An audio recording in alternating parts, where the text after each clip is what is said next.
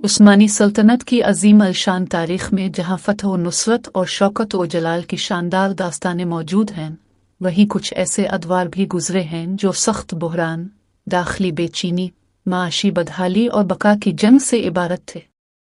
ऐसा ही एक इंतहाई हसास, नाजुक और मुतलातिम दूर 17वीं सदी के इख्तिताम पर सुल्तान सुलेमान सानी का दून हुकूमत था। सुलेमान सानी नवंबर 1687 से जून 1691 तक सल्तनत उस्मानिया के 20वें सुल्तान और खलीफा रहे। उनका 4 साला दौर बज़ाहिर मुख्तसर नजर आता है, लेकिन तारीख के इस मोड़ पर उस्मानी सल्तनत जिस तबाही के धाने पर खड़ी थी, वहाँ ये चंद बरस सल्तनत के वजूद, दाखिली इस्तेहकाम और आइंदा की समत के तयन में इंतहाई अहम साबित हुए। सुल्तान सुलेमान सानी की पैदाइश 15 अप्रैल 1642 को इस्तांबुल के तारीखी और पुरतयश तोपकापी महल में हुई।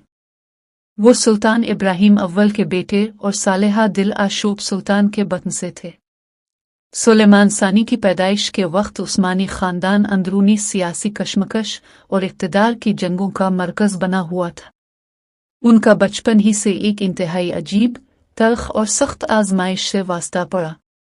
जब 1648 में उनके वालिद सुल्तान इब्राहिम को अकाबिरीन सल्तनत और फौज के हाथों तख्त से हटाकर इंतहाई दर्दनाक अंदाज में कत्ल कर दिया गया, तो उनके सौतेले भाई मोहम्मद चहारुम को सिर्फ 6 साल की उम्र में सल्तनत का नया सुल्तान बना दिया गया। शाही खानदान में इक़्तिदार की खूनरेज़ कशमकश और मुमकिना बगावतों के ख़तरात को रोकने के लिए कदीम उस्मानी रवायत के तहत सुलेमान को सिर्फ 9 साल की उम्र में 1651 के दौरान तोपकापी महल के एक मखसूस, तारीक और अलग थलग हिस्से में महसूर कर दिया गया। उस्मानी तारीख में इस शाही कैद खाने को कफ्स यानी कफसा सूना का पिंजरा कहा जाता था। यह सुलेमान की ज़िंदगी का वो अलमिया था जिसने उनकी पूरी शख्सियत, फिक्र और जिस्मानी साख्त को बदल कर रख दिया। वो मुसलसल 36 साल तक इस शाही कैद खाने में तन्हा और महबूस रहे। दुनिया की वसतों, दान जंग की गरज चमक, रियासती सियासत के पेचो खम और बैरूनी दुनिया के वाक़यात से बिल्कुल अलग थलग उन्होंने अपनी ज़िंदगी की 3 दहाइयाँ इस कफस की खामोशी में गुजारी। इस तवील और भयानक कैद के दौरान उन्होंने अपना ज़्यादातर वक्त मजहबी कुतुब, ख़ास तौर पर तफासीर और अहादीस के मुताले, सख्त इबादत और फ़िन ख़त्ताती में सिर्फ किया। वो ख़त्ताती में इतनी महारत रखते थे कि उन्होंने अपने हाथों से कुरान पाक के मुतअद्दिद नुस्खे तहरीर किए जो बाद में शाही लाइब्रेरी की ज़ीनत बने। लेकिन इस इल्मी और मजहबी मशगूलियत के पस मंज़र में एक हौलनाक खौफ भी हमेशा उनके साथ साया बनकर रहता था। इन 36 सालों के दौरान उन्हें हर लम्हा, हर आहट पर यह डर सता था कि किसी भी दिन उनके भाई सुल्तान मोहम्मद चहारुम शाही महल की साजिशी बेगमात और जलात उनके कमरे में दाखिल होकर उन्हें कत्ल कर देंगे। तवील तरीन कैद, तन्हाई के कठिन अयाम और मुसलसल ज़हनी दबाव ने सुलेमान की जिस्मानी और नफ्सियाती सेहत को गहरा और नापायदार नुकसान पहुंचाया। वो शदीद आसाबी तनाव, जिगर के माजूर कर देने वाले अमराज और इस्तिस्का यानी जिस्म में पानी भर जाने की बीमारी में मुब्तला हो गए। जब 1683 में उस्मानियों को वियना के दूसरे मुहासरे में तारीखी, संगीन और दर्दनाक शिकस्त का सामना करना पड़ा, तो इसके बाद पूरे यूरोप की मसीही रियासतों ने उस्मानियों के खिलाफ एक अजीम इतिहाद कायम कर लिया जिसे होली लीगा मुक़द्दस इतिहाद कहा जाता था। इस इतिहाद में ऑस्ट्रिया की मुक़द्दस रोमन सल्तनत, पोलैंड, वीनस और बाद में रूस शामिल हुए। उन्होंने उस्मानी सरहदी इलाकों पर चारों तरफ से हौलनाक हमले शुरू कर दिए और उस्मानी अफवाज को मुसलसल पीछे हटने पर मजबूर कर दिया। 1687 में मोहाक्स की दूसरी जंग में उस्मानी फौज को एक और इंतहाई शर्मनाक और तबाहकुन शिकस्त हुई। इस मुसलसल नाकामी, पसपाई और माशी तबाही से बददिल होकर इस्तांबुल में यनीचरी यानी उनकुशारिया की तजुर्बाकार फौजी काउंसिल ने शदीद तरीन बगावत कर दी।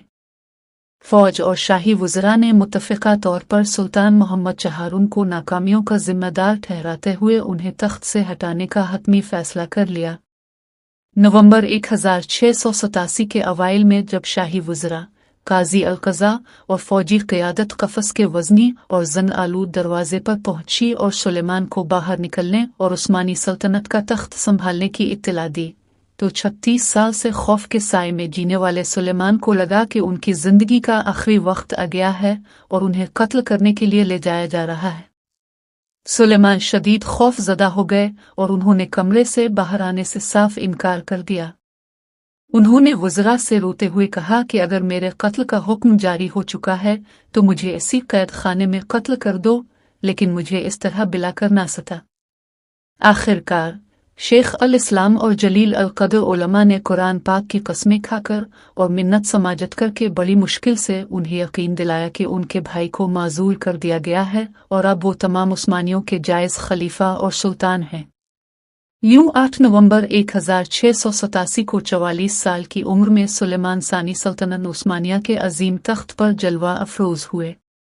تخت پر بیٹھتے ہی سلطان سلیمان ثانی کی والدہ صالحہ دل آشوب سلطان کو والدہ سلطان کا اعلیٰ ترین مقام حاصل ہوا اور انہوں نے حرم اور محل کے انتظامی امور کو سنبھالنے میں اپنے بیمار بیٹے کا بھرپور ساتھ دیا۔ لیکن سلطنت جس حالت میں سلطان کو ملی وہ کسی بھی حکمران کی ہمت توڑنے کے لیے کافی تھی۔ عثمانی سلطنت کا شاہی خزانہ بالکل خالی ہو چکا تھا، فوجیوں کو مہینوں سے تنخواہیں نہیں ملی تھی، یورپ کے محاذ پر آسٹرین افواج تیزی سے عثمانی علاقوں پر قبضہ کرتی جا رہی تھی اور خود دارالحکومت استنبول اور ادرنا کی گلیوں میں انکشاریہ اور صہیبان کے باغی فوجی لوٹ مار، قتل و غارت اور طغیانی پر اترے ہوئے تھے۔ سلطان سلیمان ثانی کی جسمانی حالت اس قدر بگڑ چکی تھی کہ وہ تخت نشینی کی شاندار تقریبات کے دوران بھی بمشکل کھڑے ہو پاتے تھے اور ان کے جسم پر استسقاء کا شدید ورم واضح تھا۔ حکومت کے ابتدائی چند مہینے انتہائی بے یقینی اور انارکی میں گزرے۔ باغی فوجیوں نے اپنے مطالبات منوانے کے لیے محل پر دھاوا بول دیا اور وزیر اعظم عبازہ سیاوش پاشا کو ان کے گھر میں گھیر کر انتہائی بے رحمی سے قتل کر دیا۔ استنبول کا کاروبار حیات مفلوج ہو کر رہ گیا اور سلطنت کے مختلف حصوں میں خود سری کا ماحول پیدا ہو گیا۔ اناطولیہ اور رومیلیا کے علاقوں میں عثمان پاشا نامی ایک فوجی قائد نے باغیوں کی قیادت سنبھالی اور مرکزی حکومت کو چیلنج کرتے ہوئے پورے علاقے میں اپنی خود مختاری کا اعلان کر دیا، جس سے عثمانی سلطنت اندرونی طور پر دو ٹکڑے ہونے کے خطرے سے دوچار ہو گئی۔ ان شدید اندرونی اختلافات اور بغاوتوں کا بھرپور فائدہ اٹھاتے ہوئے آسٹریا کی افواج نے بلقان کے خطے میں تباہ کن پیش قدمی کی۔ 1688 میں آسٹرین افواج نے عثمانیوں کے اہم ترین قلعے اور شہر بلغراد پر قبضہ کر لیا۔ بلغراد کا عثمانیوں کے ہاتھ سے نکل جانا ایک ایسا زلزلہ تھا جس نے پورے استنبول کو ہلا کر رکھ دیا، کیونکہ بلغراد بلقان کی کنجی تھا اور اس کے گرنے کا مطلب یہ تھا کہ آسٹریا کی افواج کے لیے اب استنبول اور ادرنا تک کا راستہ بالکل صاف ہو چکا تھا۔ اسی دوران وینس نے یونان کے ساحلی علاقوں اور موریا کے جزر نما پر قبضہ کر لیا اور بحرین ایجین میں عثمانی بحریہ کو شدید نقصان پہنچایا۔ اس بھیانک ہنگامی صورتحال سے نمٹنے کے لیے سلطان سلیمان ثانی نے غیر معمولی سفارتی کوششیں بھی شروع کی۔ انہوں نے مغلیہ سلطنت کے عظیم شہنشاہ اورنگزیب عالمگیر کے پاس ایک خصوصی سفارتی وفد بھیجا اور خطوط کے ذریعے یورپی محاذ پر عیسائی اتحاد کے خلاف فوجی اور معاشی مدد کی درخواست کی۔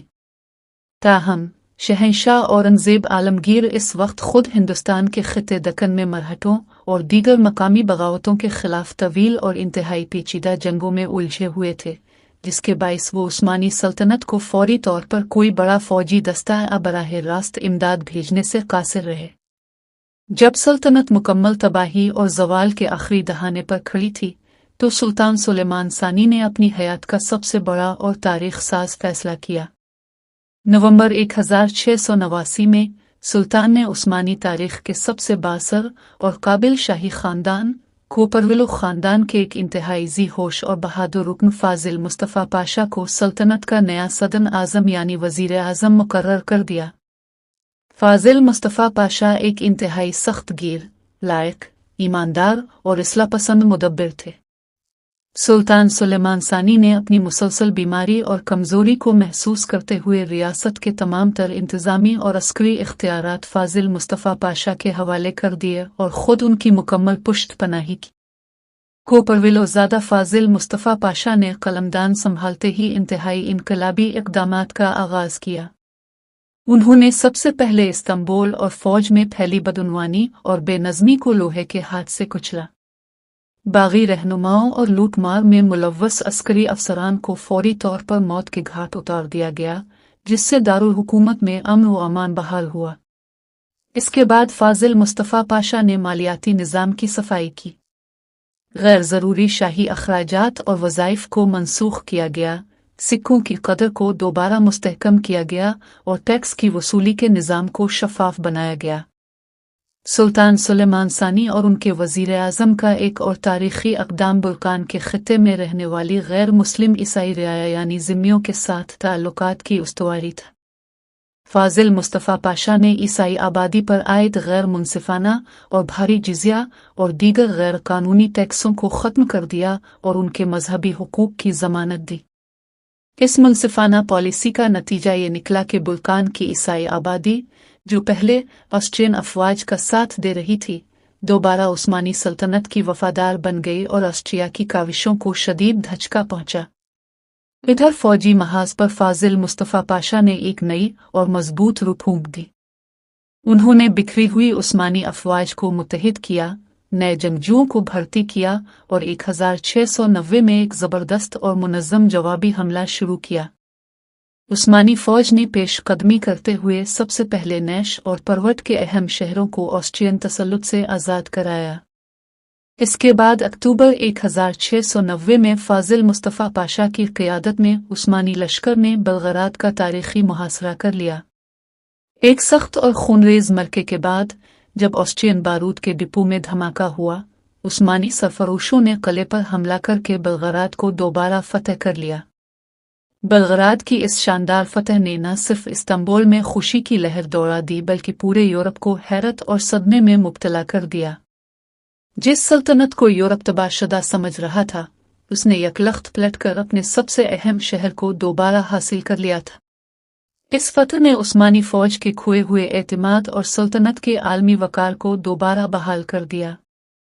सुल्तान सुलेमान सानी अगरचे शदीद अलील थे और हरकत व सकनात से कासिर थे, लेकिन उन्होंने फ़ौज और अवाम का हौसला बढ़ाने के लिए उदरना तक के कठिन और तकलीफ दे असफ़ार किए ताकि वो मैदान जंग के करीब रहकर अफ़वाज की नुसरत के लिए दुआएं कर सकी। सुल्तान सुलेमान सानी अपनी ज़ाती ज़िंदगी में इंतहाई परहेज़गार, आबिद और मुत्तकी इंसान थे। उनके दौर में इस्तांबुल के अंदर इखलाकी इस्लाहात नाफिज की गई, शराब खानों पर सख्त पाबंदी आयद की गई और सादगी को फ़रोग़ दिया गया। वो इंसाफ के मामले में इंतहाई हसास थे और अक्सर अपने वज़रा को हिदायत करते थे कि रियाया पर किसी किस्म का जुल्म न होने दिया जाए। 1691 के अवाइल में जबकि उस्मानी फ़ौजें फाजिल मुस्तफ़ा पाशा की क़ियादत में हंगरी के महाज पर एक और बड़े मरके की तैयारियों में मसरूफ़ थी, सुल्तान सुलेमान सानी की सेहत ड्रामाई तौर पर बिगड़ गई। उनके जिगर का मर्ज़ आखिरी मरहले में पहुंच गया और जिस्म का वर्म हद से ज़्यादा बढ़ गया। मुसलसल बीमारी, तवील जिस्मानी नकाहत और तिब्बी इलाज की अदम दस्तयाबी के बाइस वो बेहोशी और कोमा की हालत में चले गए। बालाखर 22 जून 1691 को महज 49 साल की उम्र में उदरना के शाही महल में उस्मानी सल्तनत का ये मजलूम और साबिर सुल्तान इस दान फानी से कोच कर गया। उनका दून हुकूमत सिर्फ 3 साल, 7 महीने और 14 दिन पर मुहित था। उनकी मैयत को एहतराम के साथ उदरना से इस्तांबुल लाया गया और उस्मानी तारीख़ के सबसे अजीम फ़ातिह सुल्तान सुलेमान आज़म यानी सुलेमान दी मैग्निफिसेंट के अजीम अल शान सुलेमानिया मस्जिद के अहाते में वाक़े मकबरे में सुपुर्द खाक किया गया। चूँकि सुल्तान सुलेमान सानी की कोई औलाद नहीं थी, इसलिए उनकी वफ़ात के बाद उनके छोटे भाई अहमद सानी उस्मानी तख्त पर विराजमान हुए। अगर हम सुल्तान सुलेमान सानी की शख्सियत, इनके दौर और तारीख़ में उनके मकाम का गैर जानिबदाराना और गहरा तज्ज़िया करें तो वो उस्मानी तारीख़ में एक इंतहाई अलमिया मगर सब्र, तदब्बर और अज़ीमत से भरपूर किरदार के तौर पर उभरते हैं। अपनी जवानी और उधेड़ उम्री के 36 बेहतरीन साल कैद खाने की बेरहम तारीकी में गुजारने के बावजूद जब उन्हें अचानक एक इंतहाई तबाह हाल और बिखरती हुई सल्तनत की बागडोर सौंपी गई तो उन्होंने इंतकाम, मायूसी या पस्त हमती के बजाय जिम्मेदारी, संजीदगी और एतदाल का रास्ता मुंतखब किया। उन्होंने अपनी बिगड़ती हुई सेहत और जिस्मानी माजूरी के बावजूद शाही गुरूर और खुद गर्जी को दूर रखा और फाजिल मुस्तफ़ा पाशा जैसे इंतहाई लायक, ईमानदार और अहल वज़रा को चुनकर उन पर कामिल भरोसा किया। सुलेमान सानी का दून हुकूमत तारीख को ये सबक देता है कि अगर क़ियादत दुरुस्त फैसले करे, नाअहली का खात्मा करे और सही और अहल अफराद को जिम्मेदारियां सौंप दे तो इंतहाई तबाही के गहरे घड़े में गिरी हुई रियासत को भी ज़वाल से बचाया जा सकता है। बलगरात की तारीख़ी वापसी और माशी व इंतज़ामी इस्लाहात सुल्तान सुलेमान सानी के मुख्तसर दौर के वो अजीम अलशान कारनामे हैं जिन्होंने उस्मानी सल्तनत को एक हतमी तबाही से निकालकर मज़ीद कुछ दहाइयों के लिए बल्कान और यूरोप में उस्तवार रखा। सुल्तान सुलेमान सानी उस्मानी तारीख़ के वो खामोश मगर इंतहाई मुअस्सिर और काबिल एहतराम हुक्मरान थे जिनका सब्र, तकू और बेहतरीन इंतखाब सल्तनत की बका के लिए एक मजबूत ढाल बन गया।